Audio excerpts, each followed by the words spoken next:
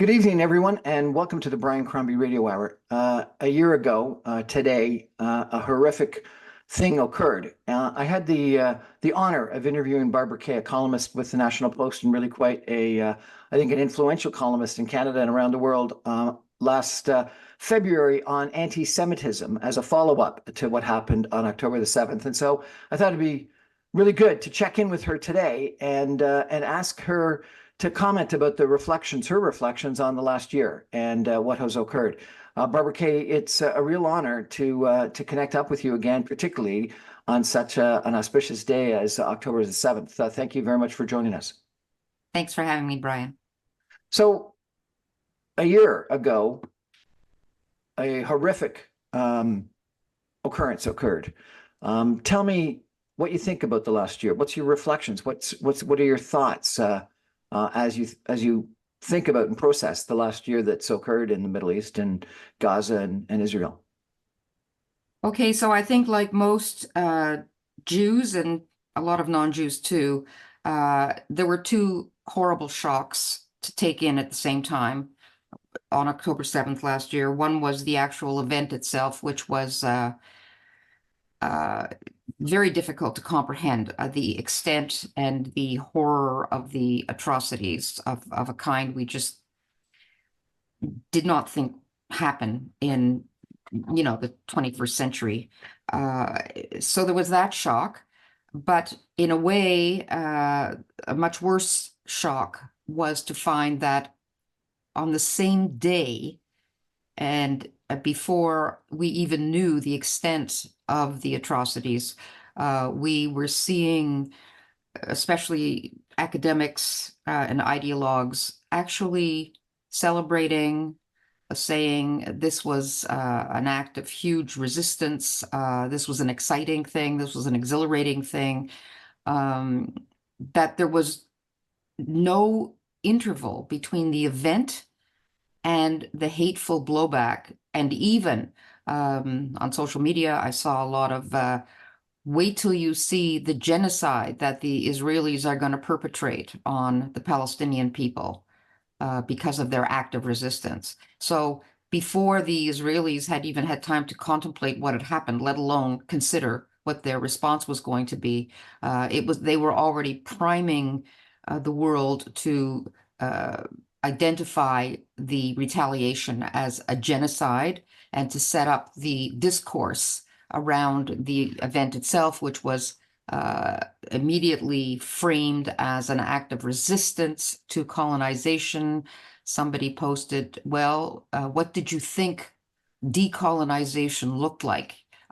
So that there was a laundering campaign going on immediately. So we could see how well organized this response was.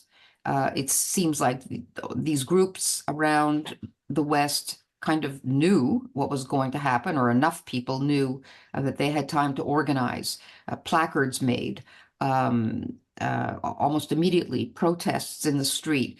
So this was so shocking to Jews around the world. Even I've been talking about organized anti-Semitism on campus for 20 years. And ever since Israel Apartheid Week started on the University of Toronto campus, was the first one to have an Israel Apartheid Week. And ever since then, I've been saying this is not just normal protest. This is an organized movement to rationalize away. They call it anti-Zionism, but in fact, it's a kind of deeply entrenched anti-Semitism. And anti-Zionism was the fig leaf. And even I and other people like me were shocked at the extent. I likened it in my last column to a volcano that had a cork kind of lightly stuffed in the top of it, but this lava flow was seething and simmering inside, and it was like October 7th gave the volcano permission to blow, and the lava started spreading out all over in an unstoppable flow. So, and that is what we have seen since, the lava just flowing faster and thicker and hotter. And I think it will continue to do that because this wish in the West to perpetrate in its own way, to kind of align with and perpetrate what Hamas did physically in Israel, the wish in the West amongst all these people scattered around the West and their Western allies is to amplify and augment the legitimacy of this attack and to pre-legitimate further attacks. Again and again and again, we've seen this phrase. Hamas themselves have said, even as they were being defeated, even as their own dead were piling up because they were using them for human shields, it doesn't matter what happens with this retaliation. We will do this again and again and again until Israel is eradicated, basically. And we have seen the normalization of language of eradication in our streets, along with the vandalism, the intimidation, the harassment. I could go on, but Wow. Let's break this down. You mentioned a couple of things. So first of all, you think that there was knowledge within Western academic circles or wider that this attack or an attack like this would take place, and that people were prepared to respond to it and to label whatever the Israeli reaction was as a genocide. Really? I wouldn't say all academics, and I wouldn't say mainly academics even. I think that the organizations like the Popular Front for the Liberation of Palestine, Samidoun, which is a creation of that, there are several of these groups that have not been labeled as terrorist groups, but they are certainly terror adjacent in the sense that they support terrorism as a means to an end, and their end is, in fact, what only terrorism can accomplish, and that is the eradication of the Jewish state from what they consider should be an Arab-only, region. And these groups are everywhere in our community. They're known. They're not hiding. They operate in plain sight. It's been very difficult even to get their charitable status removed.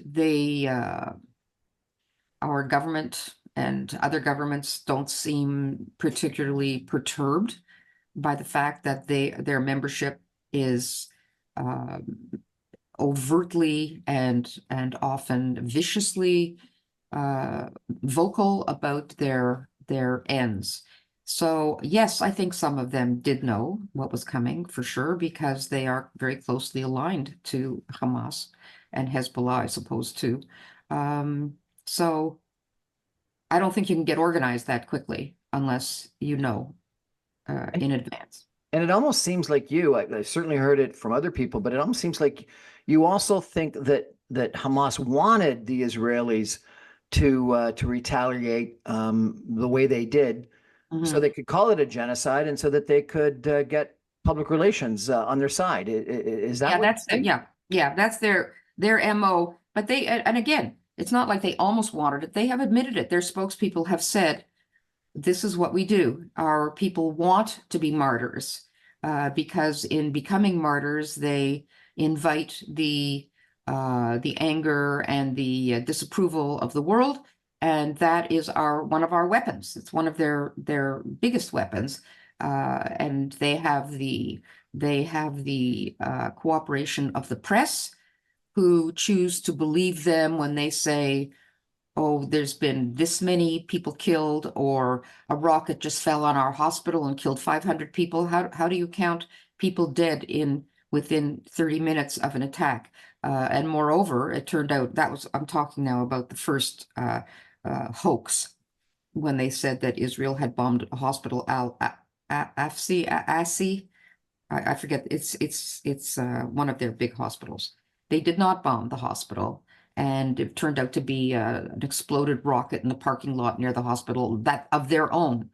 But by the time that came into common knowledge, Every media outlet in the world practically had reported exactly what Gaza had reported. So yes, their propaganda machine is unmatched. They're very good at propaganda. They're not very good at protecting their own people. They don't want to protect their own people. They've said that they don't want to protect their own people. I'm constantly putting on social media, how come nobody, no journalist ever asks them? They have more subway mileage in their tunnels. They have more tunnel mileage than the New York subway system or the London Underground. Not 1 square foot is devoted to bomb shelters. They are there strictly for the jihadists and for the hostages, but they do not allow civilians to shelter in what would be perfect bomb shelters. You could have 1 million of them; they'd never fill up because there's so much space. So if you're not going to ask that question, if you're not prepared to ask that question, gee, you're talking about your dead so that we will hate Israel for being genocidal. You want that word. You want that word genocidal. But Israel, in order for the word to have any meaning at all, it has to be intentional. If Israel is warning these people to leave the area because there's going to be, they're trying to get at the terrorists, and there's only one way to get at them, and they don't leave because they're told not to leave, and they get killed as a result, how can you say the intention is there? The intention is not there. The intention, in fact, is there on the other side. The intention to have their civilians killed. So, in a sense, if it is a genocide, it's a genocide by their own leaders.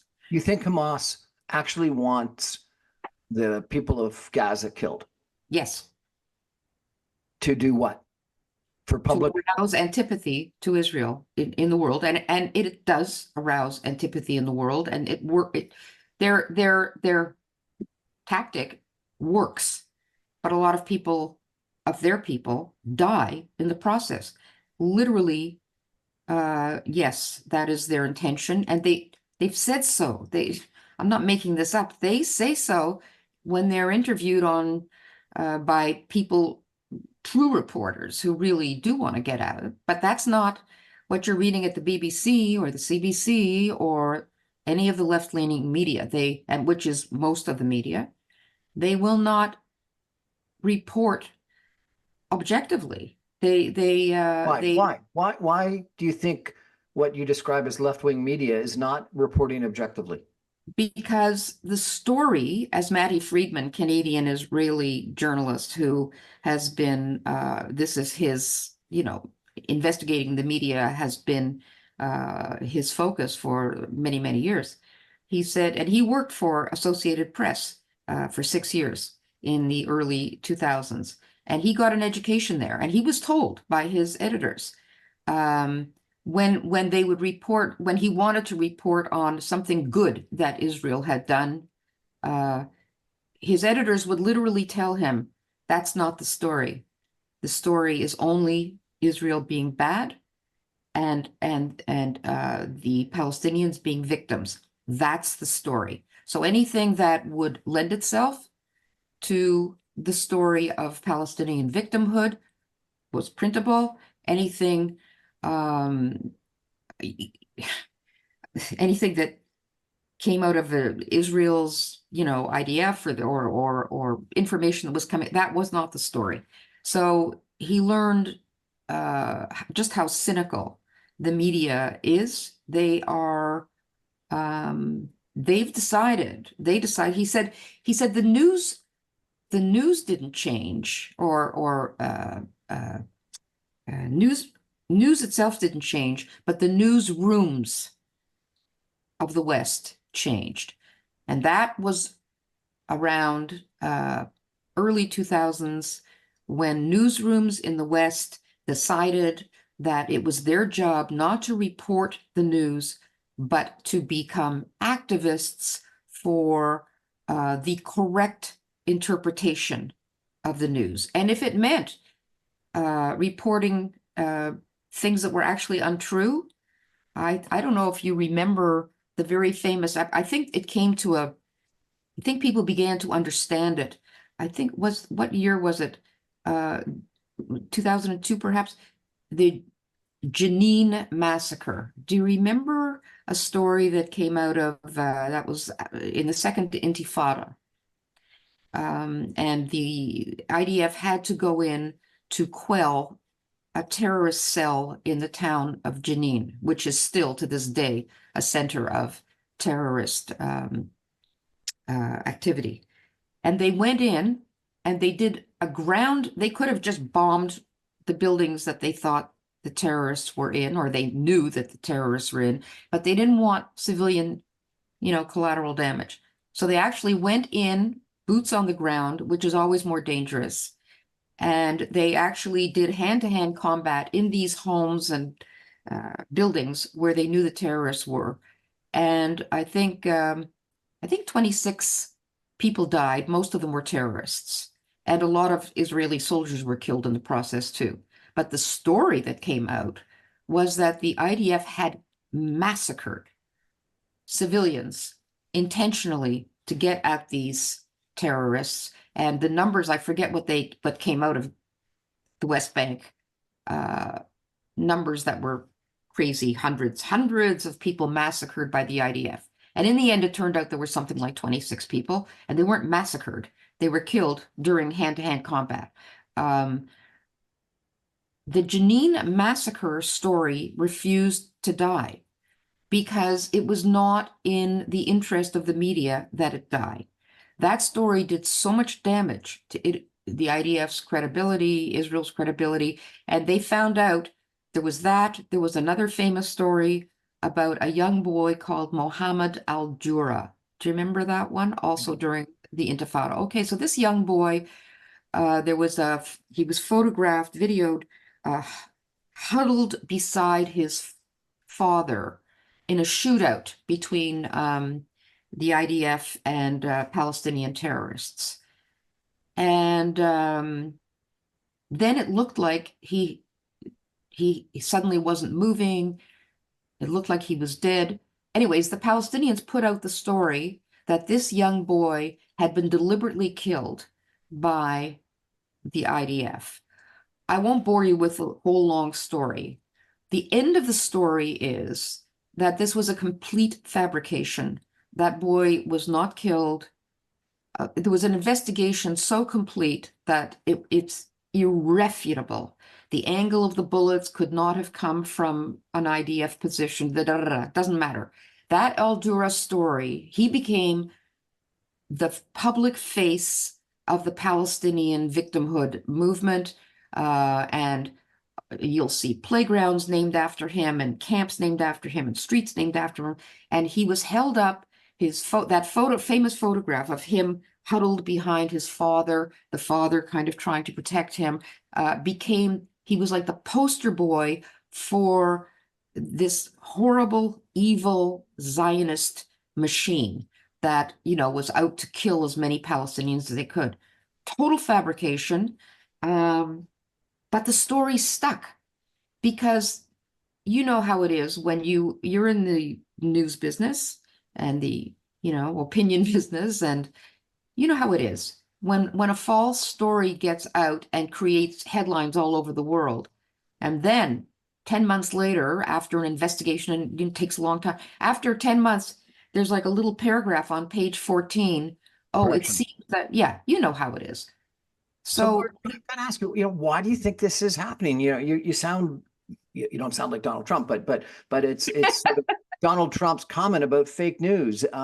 So you don't think that news is objective anymore, that it is slanted? well, not on this subject. On this subject, it is notoriously.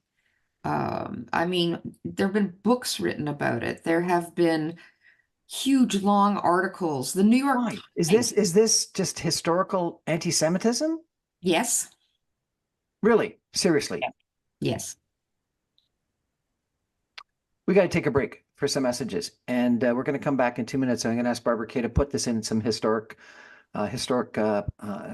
perspective and understand why this is occurring. And I want to ask her as well about what she thinks about the the Israeli response, about the involvement of Hamas and Hezbollah.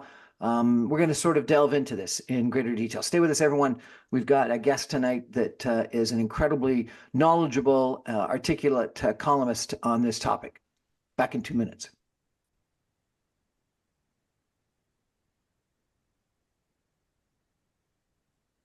Welcome back, everyone, to the Brian Crombie Radio Hour. It's been a year since Hamas invaded Israel, and this current war really started, and with some horrific events on that day that I think a lot of us remember, regrettably.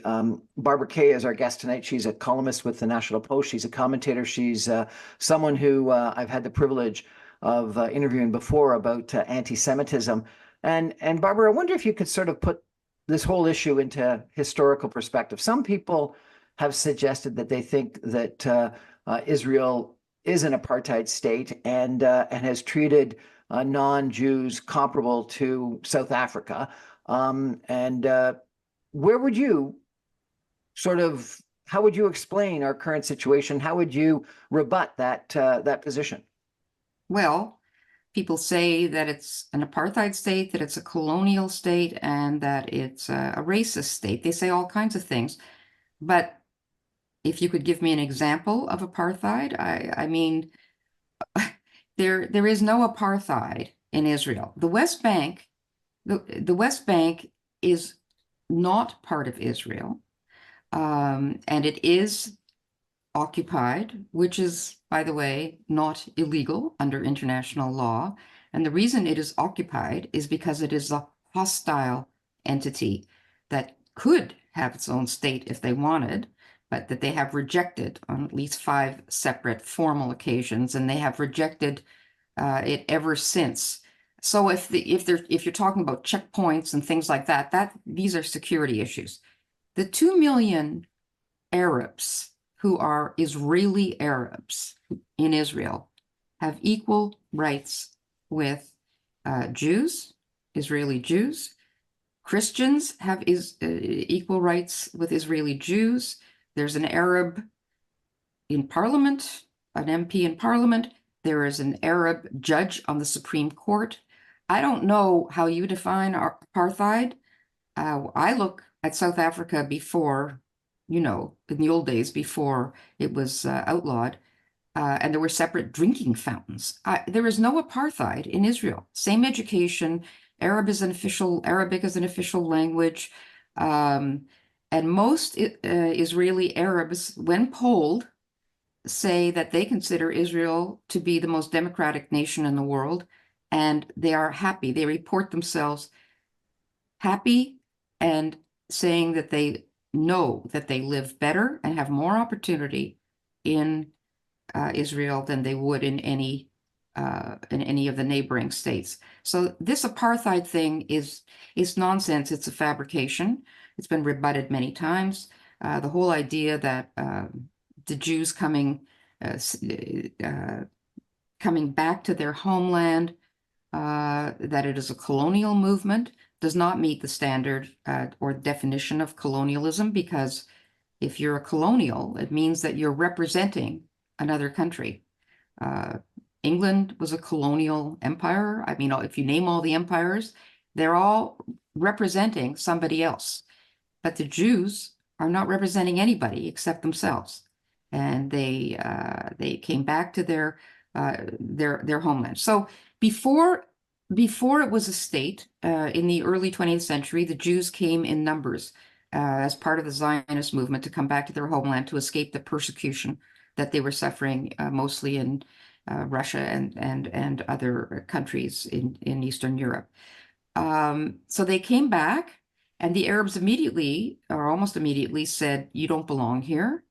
This is an Arab region," and there were massacres then. 1929, the Hebron massacre, a horrible massacre of Jews. So there were several massacres and several statements made. "You don't belong here. You'll never belong here. We will never accept you." So all these problems didn't start when Israel became a state. The minute that Israel was declared a state, they accepted the United Nations partition plan. The Jews accepted it, even though it was a much smaller piece of land than they had been promised by the Balfour Declaration. Never mind, they were willing to accept any state. They got their little state, and the Arabs were assigned their state, which was bigger. The Jews said yes, the Arabs said no. Israel became a state, and the next day, all the armies, all the Arab countries around declared war on Israel. Shockingly, Israel won the war. During the war, most of the 700,000 Palestinians that left were left because they were told by their Arab leaders, leave now to avoid being hurt by the war. When we win, you'll come back. Well, they didn't win, so they couldn't come back. Some were expelled because they were fifth column, because they were dangerous. They were a part of, they were going to help the invading armies. So yes, they were expelled, which was normal. In any other conflict in the world, it would be normal. So now you've got 700,000 refugees who refused to accept that they lost a war, and who from then on said, our policy is we will never accept any truce, we will never accept any peace, we will never accept anything less than a return to Israel and the eradication of the Jewish state. That has been their policy. And this is, sorry, this is what year? Well, 1948 was the War of Independence, and Israel had to fight several more wars after that. In 1967, Israel's borders expanded because they won that war against, again, 5, 6 armies that were supposed to defeat them, except Israel won, and they won back Jerusalem, which had, so you have to understand that for 19 years, between 1948 and 1967, all the area that is now disputed, or much of the area that's now disputed, was governed by Jordan, which is 70% Palestinian ethnically. So really, Jordan should be the Palestinian state. There's no particular reason why the Palestinians from what is now Israel need their own state. But during those 19 years, the Palestinians did not say we need our own state. They were governed by Arabs, and they were fine with that. The minute in 1967 that Israel regained control over Jerusalem and parts of the West Bank that are now, and the Sinai Desert and large swaths of territory, which, by the way, much of which they gave back in order to have a peace with Egypt. They gave back the whole Sinai Desert. Let's not go into it. So now Israel won the war, and suddenly Palestinian state is absolutely necessary. But you have to understand, the Palestinian state that they want is not a Palestinian state beside Israel. They do not accept Israel. In their minds, the war has not ended, and it will never end. We're now 5 generations past the expulsion of the 1948, or the exodus of the 1948 original refugees. We're on great-grandchildren at this point, and they're all brought up to believe they are going home. They're not going home. No refugee in the world, other than the Palestinians, are allowed to still call themselves refugees after the first generation. There's 60 million refugees in the world right now. They're all handled by one UN agency.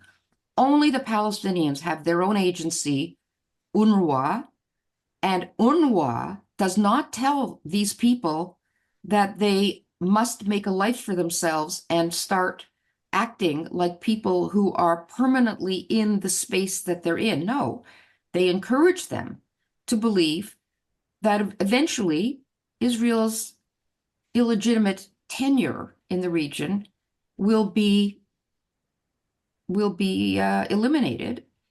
So we have this ongoing psychological war, in addition to the idea that constant acts of terrorism are legitimate because Israel is a colonizer, which they're not. I mean, you could look at, and I do, I see Israel as the greatest decolonization movement that ever was. Every other people that go back to their homeland and reclaim it because it's a self-determination.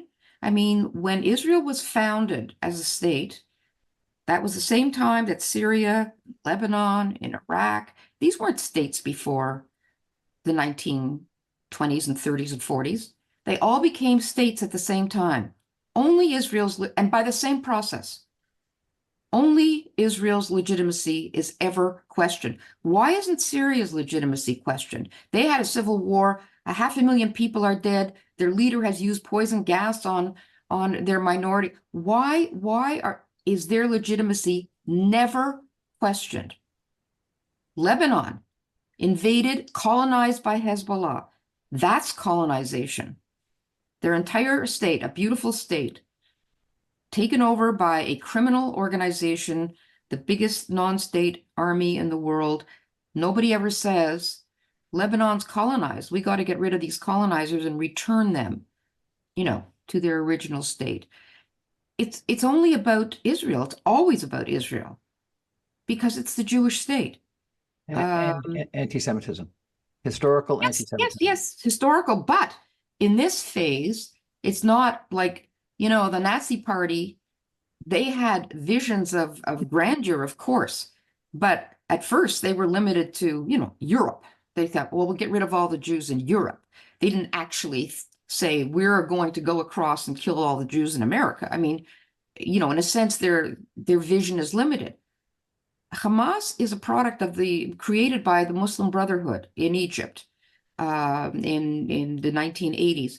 Their vision, like ISIS, like Al-Qaeda, like all the other millenarian Islamist jihadist groups, they have bigger plans. They want to kill, and Hezbollah, they want to kill all the Jews in the world.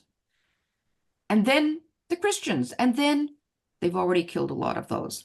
If you want to talk about apartheid, why don't we talk about every Arab country in which Christians, Yazidis, Coptic Christians, everybody that is not Muslim is a second-class citizen. That's apartheid. And that does not happen in Israel. The Christians in Israel, their numbers are growing. They're very happy. The Christians in Egypt and Syria and Iraq, everywhere, they're all shrinking. They're either getting out if they can, or they are not, they live in little enclaves where they huddle and act like second-class citizens and pray that their churches won't be burned, or that, a pogrom won't happen when some of these jihadists are in the mood. The double standards that are applied, Israel is one of the only democracies in that part of it's the only democracy in that part of the world. It's the only free country. It's one of 20 free countries that are not part of the official West. I don't know what Israel would have to do to win the respect of leftists who team up with Islamists. What would they have to do other than hand themselves over to, or sit there and allow rockets to just continually fall on them, and then later wait for the nuclear bomb to fall on them that Iran has promised, the Islamic regime in Iran has promised to drop on them? Would that make people happy? When they defend themselves, it doesn't make people, people get very angry that Israel actually dares to defend itself against bloodthirsty, lethal, exterminationist enemies. This is not good.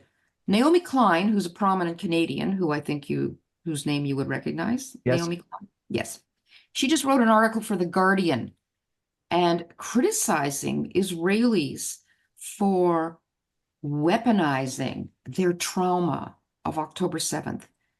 They're not allowed to. This is a weapon. Their trauma is a weapon. This is somebody who would believe that the great-great-great-grandchild of a residential school, somebody who went to residential school in Canada, is entitled to act their entire lives as if they are traumatized because they are official victims.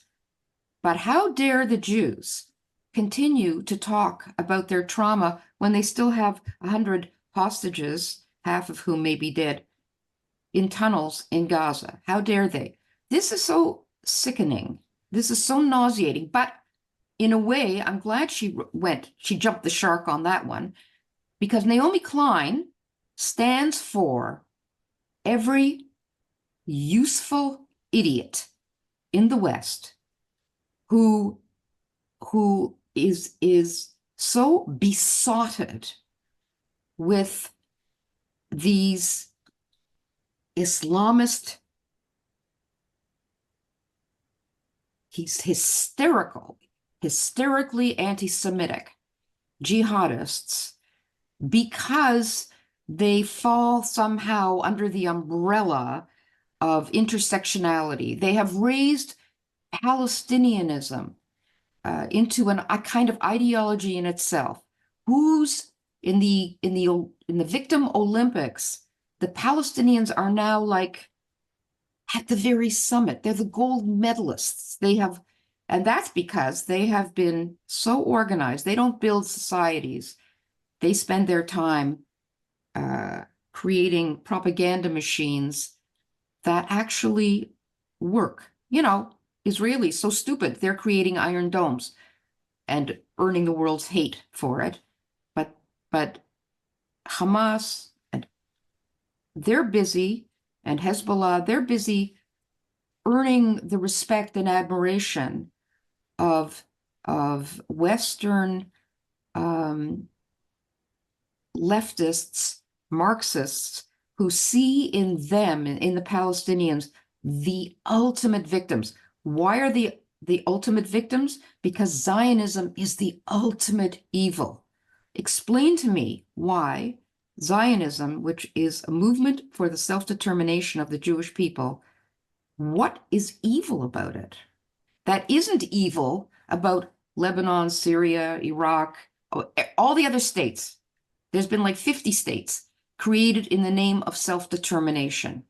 And they would say that a Palestinian state created for Palestinian self-determination is the greatest thing since Saran wrap. How is it that Palestinian self-determination, and Palestinians are not ethnically different from Jordanians? Why do they need a new state? I don't know. You tell me. I can't think of any other reason that the Jewish state should be illegitimate, but that a Palestinian state is legitimate. And please explain to me why. And so if you had, or we had, Naomi Klein, or one of those individuals that believes what you've just described on this show, how do you think they would respond to your question? Oh, well, they would say, they would say all the things that we've been just talking about. Israel is a colonialist state. There were people there. They stole the land. They did not steal the land. They bought the land. There's deeds in the archives. They bought all the land. They bought the land with the swamps. They bought malaria-ridden lands that nobody wanted because they were so keen to have their own land in whatever shape it was in. They made it flow with milk and honey. So that she would say, no, that's a colonialist, because they're white, except half of Israel is brown. Half of Israel are Sephardic or Mizrahi Jews that if I put a Palestinian and a Mizrahi Jew, you couldn't tell the difference. But Naomi Klein will say, no, Zionism was a white colonial movement. And in order for it to flourish, Palestinians had to be displaced, and they had to be, they were displaced in their own land, except it wasn't their own land. They never thought of it as a state. Many of them were migrant workers that had come from other places. Nobody had states in those days in that region, because they were all created, except, excuse me, Egypt was there, of course. Jordan was created. Saudi Arabia, of course, old. In fact, all the Arabs that are now in the Middle East, their place of origin was Saudi Arabia. Saudi Arabians are indigenous people, but everybody else in the Middle East, all these Arabs, and Egyptians are indigenous people. Iranians are indigenous people. They're Persians. But all these other people, they're a mix. They're a mix of people that came from And you could say that the entire region is colonized, because Arabs are not indigenous to Lebanon or to all these places. They came like other people. So why shouldn't Jews come back? Jews are indigenous to the region, and certainly the Mizrahi Jews who never left Israel, ever. They were always there. I mean, if you look at the history, the language, the artifacts, the sacred places, it's all Jewish. And yet, so we talk about indigenous people here with such reverence. Why? Because they were there since time immemorial. Well, there were people before the Jews in the lands that they occupied in the Fertile Crescent, but they're not there anymore. So the only extant indigenous people to Israel are the Jews, and everybody else came later. We're gonna take a break for some messages, and when we come back, I'm gonna ask Barbara about what's happening in Israeli politics and Western politics right now. You know, what she thinks about the response by the Israeli government, where there's been protests against the Israeli government response, and what she thinks about Canada and the Western world's support or lack thereof for Israel. Stay with us, everyone. Back in 2 minutes.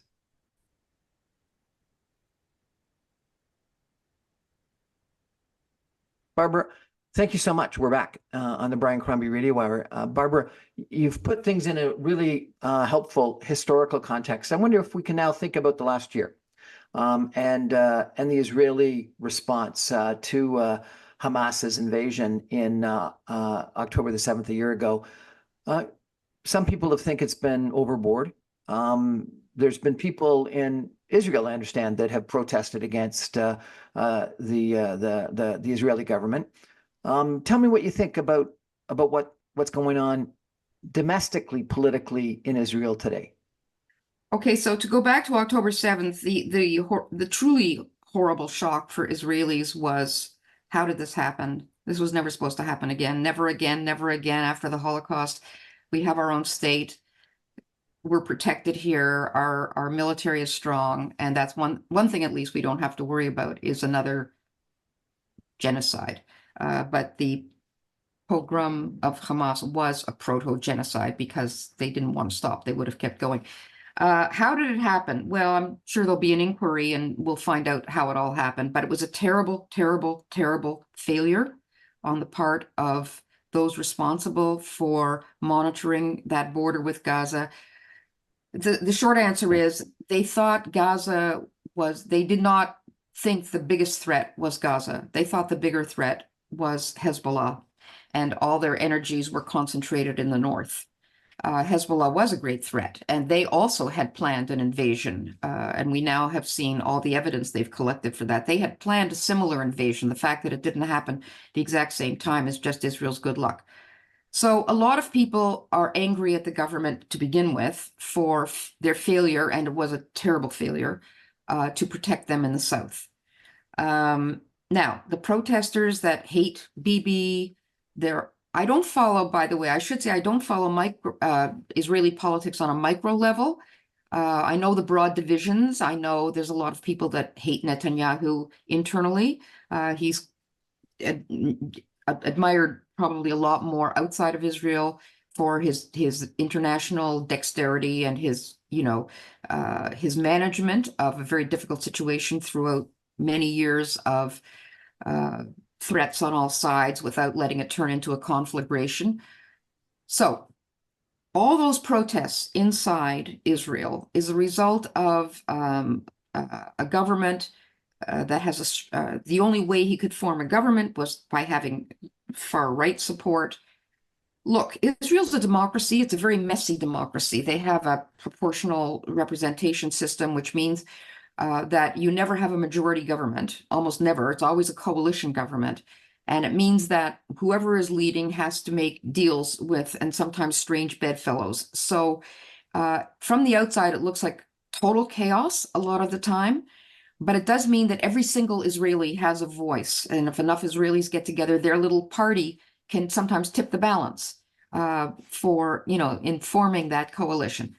All that messiness aside, and from the outside, it does look horrible. I can say this, that whoever would take the place of Netanyahu, who would be the leader, an overwhelming percentage of the Israeli people, whether they're left, right, or center, are united in their belief that it's no longer possible to go back to status quo ante. It's no longer possible to say, okay, we've done enough damage, they get the point, we'll have a ceasefire.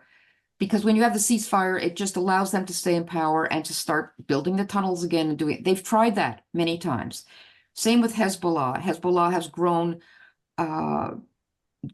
astronomically since 2006, the last big war, 2014, and then 2021. It just grown and grown and grown. Iran has been feeding it with money and armaments. Their armaments are way, way, way bigger, even though they've been decimated by Israel's very clever tactics with the knocking out their entire leadership, which has been extremely helpful. And the pagers and the walkie-talkies, these are brilliant maneuvers that really slashed the and psychologically too slashed Hezbollah's ability to have the same kind of impact that they would have had if they'd remained whole.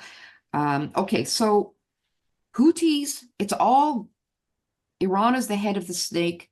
We've known that for years. They're this close to their breakout, their nuclear weapon breakout. Everybody in Israel is fed up with the tension of waiting for the next.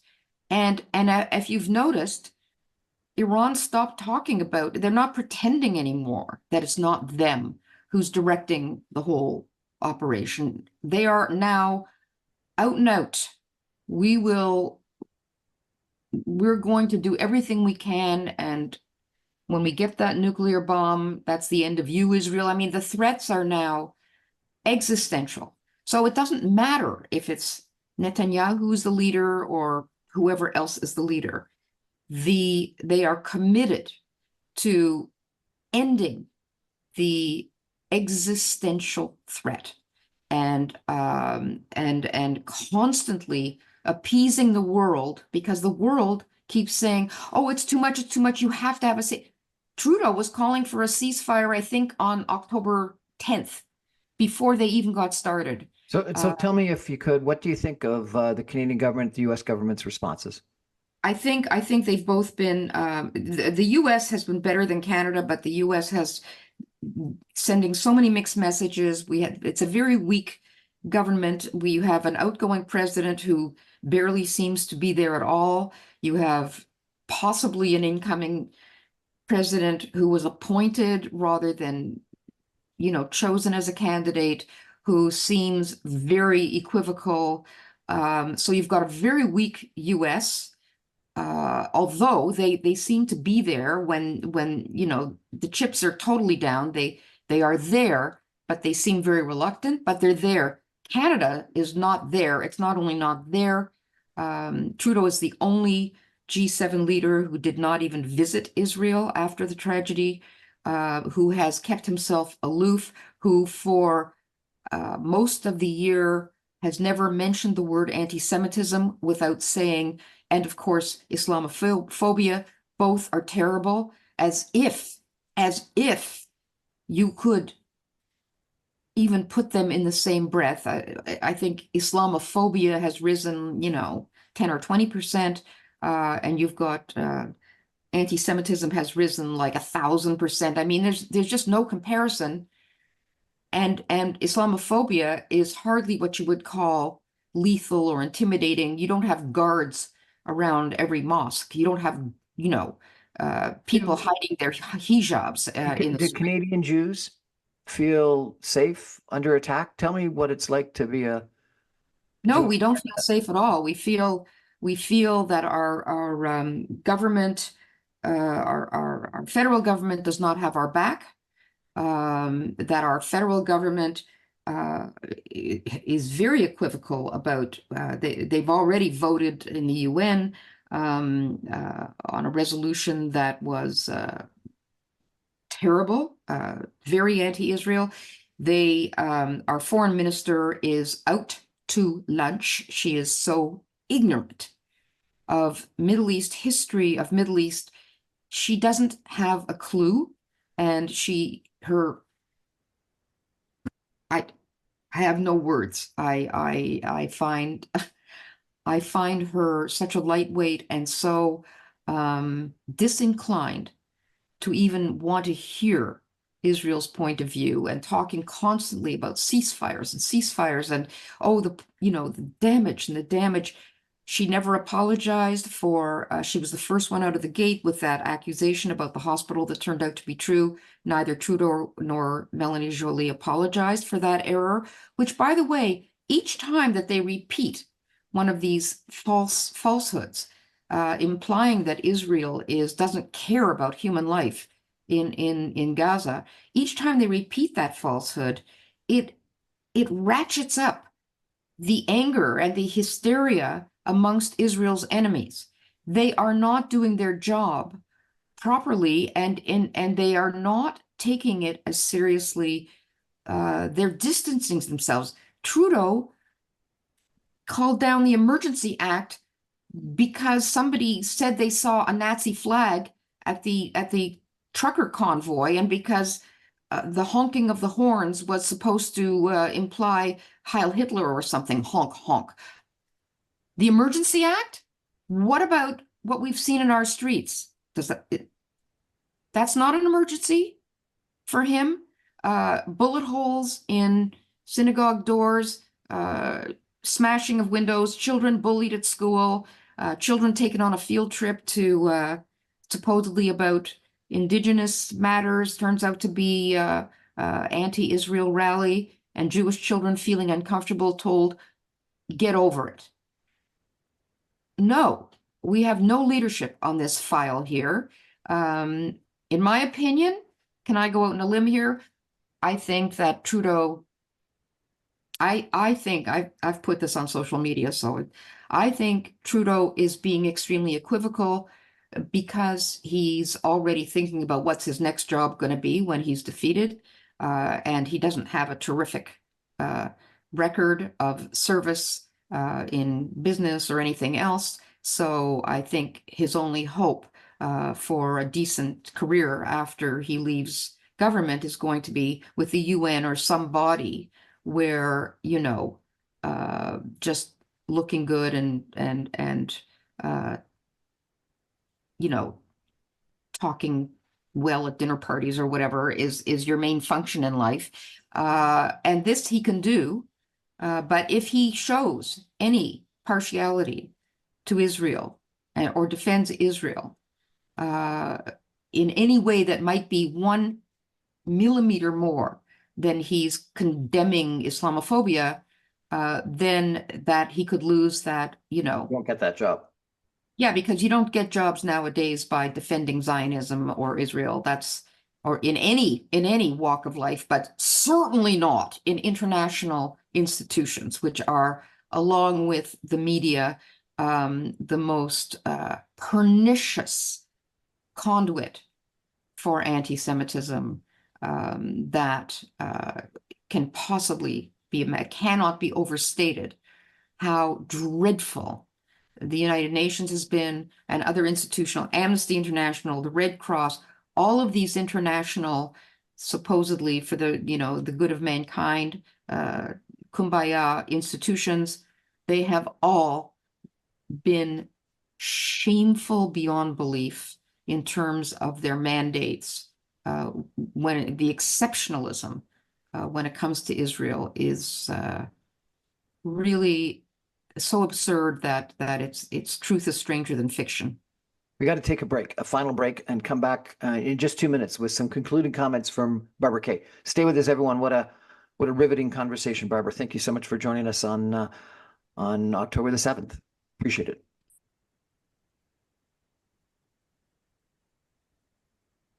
Welcome back, everyone, to the Brian Crombie Radio Hour. Our guest is Barbara Kay. We're chatting, certainly not chatting. This has been a unbelievably poignant conversation with Barbara Kay tonight on the anniversary of October 7th. Barbara I got to ask you, and we only got a couple minutes left. How does this end, or does it ever end? Well, for the Jews, anti-Semitism never ends, and we don't expect it to. But there's contained anti-Semitism and there's uncontained anti-Semitism. And right now we're in an era, a period of uncontained anti-Semitism. So how does it end? Well, my hope is that it'll end with a miracle and that, well, will it be? I don't know if it'll be a miracle, but I hope it will end with Israel defeating its enemies in the Middle East, Hezbollah, Hamas, and Iran, and the Houthis can be defeated very easily.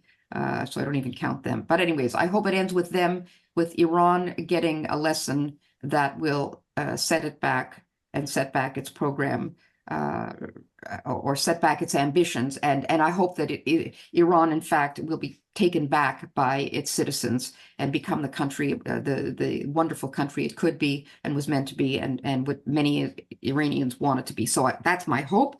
Does Israel need to get into direct confrontation with Iran? They certainly need to get into direct confrontation, but how that's going to be, I don't know. I don't think they have to attack their nuclear sources. I think they have to set the stage for a successful revolution within Iran, and they can do that through their attacking their oil industry. They can do it. There's numerous ways they can do it, but to destabilize them to the point where they are weak enough that revolution from within can topple them, and that would be the end of that. The next hope is that the Abraham Accords, which have held steady throughout all of this, the three basic countries that Saudi Arabia will join, Morocco, Bahrain, and the United Arab Emirates, and really solidify that, because that's been the one bright hope, is that the Abraham Accords and you'll notice that all the countries who hate Hamas and Hezbollah and the Muslim Brotherhood, Jordan, Egypt, they've been quiet and they've been helpful to Israel in terms of allowing them to fly over their countries and even intercepting some of.